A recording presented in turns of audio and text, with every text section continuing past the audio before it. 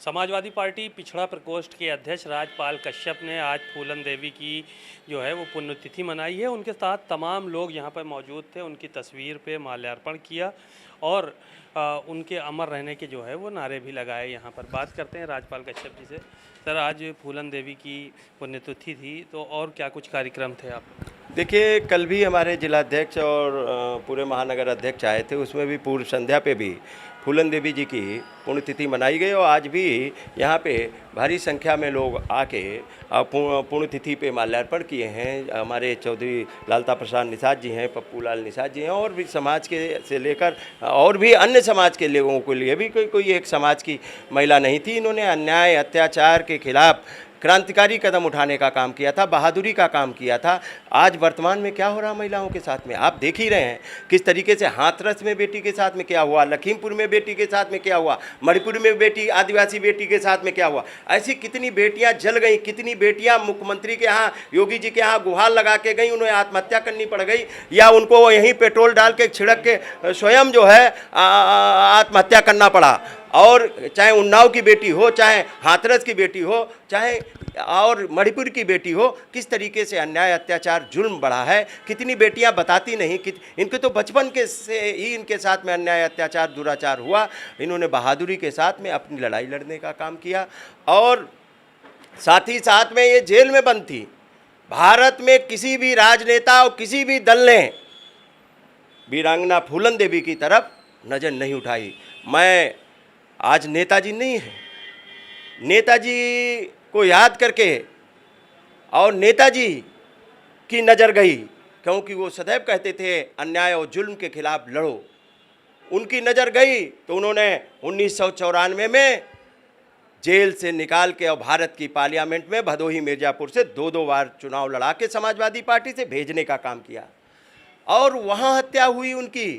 BJP का शासन था और उनकी हत्या हुई दिल्ली की राजधानी में जब पार्लियामेंट से निकल के आ रही थी और उनकी गोलियों से छलनी कर दिया गया। जहां परिंदा पर नहीं मार सकता, हमारी भारत की एक महान हस्ती को गोलियों से छलनी कर दिया गया। आप लोग कह रहे हैं बेटियों के साथ जुल्म बढ़ रहे हैं, अत्याचार बढ़ रहे हैं। भारतीय जनता पार्टी की सरकार कह रही है कि जो अपराध है वो कम हुआ है, रामराज आ रहा है। आप नहीं मानते हैं इस बात? उनके कहने पे मत जाइए। वो तो ये भी कह रहे हैं 46 में 56 एसडीएम यादव हो गए थे, सदन में ही बोला है, रिकॉर्डेड चीज़ है, जिसके आंकड़े नहीं है। आंकड़े वो दे दें आके 46 में 56 हुए, दे देना, सदन में रखें, सरकार उनकी है। वो तो कहते थे सब यादव कलेक्टर का और कप्तान है, यही तो कहते थे। आंकड़े तो प्रस्तुत करें। अब इस ज़माने में कौन है उनकी झूठ बोलने पे? उनके ज़माने में तो इतने अस्पताल बन गए कि कोई, आप किसी अस्पताल के बाहर कैमरा लगा दो, कितने किडनी लीवर हार्ट के पेशेंट वापस जाते हैं, बेड नहीं है। कितने अस्पतालों में ऑपरेशन के बाद में बेड नहीं है, उस पर स्ट्रेचर पे लेटे हैं। आप चले जाइए मेडिकल कॉलेज, एक अस्पताल बनाया क्या? वो झूठ बोलने की फैक्ट्री है। दुनिया में अगर झूठ बोलने का और व्यवस्थित झूठ बोलने का और सत्य लगने लगे झूठ, ऐसी बोलने की व्यवस्था अगर कहीं सीखनी है, वो ट्रेनिंग सेंटर है आरएसएस और बीजेपी, जो झूठ को बेचते हैं। सच्चाई में कुछ नहीं है। एक अस्पताल की बात कर रहे हैं कि पिछड़ों के साथ लेंगे, पीडीए की बात कर रहे हैं। ओम प्रकाश राजभर कह रहे हैं कि पिछड़ों का कोई नेता अखिलेश यादव बनाना नहीं चाहते हैं, अपने अलावा चाहते हैं हम खुद रहें, नेता दूसरा न बने, इसलिए उनको उनका साथ छोड़ना पड़ा। तो गए तो है बीजेपी में गुलामी करने। बीजेपी बताए ना कितने पिछड़ों को नेता बनाया, बताए ना, एक नाम बताए। ये राजपाल कश्यप, मल्ला और केवट और निषाद का बेटा खड़ा है, तो ये किसने पैदा किया इसको? बताए ना। यूनिवर्सिटी से लेकर यहाँ तक नेता बनाने का, इन्हीं बीजेपी की सरकार 4 बार हमारा रोकने का काम किया, प्रस्ताव जो एमएलसी बन रहे थे। माननीय अखिलेश यादव, माननीय मुलायम सिंह यादव जी ने करवाने का काम।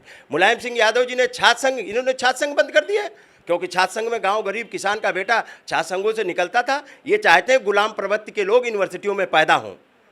निषाद को बनाया नेता, संजय निषाद को बनाया मंत्री, बनाया उनको, और मत्स्य विभाग दिया उनको।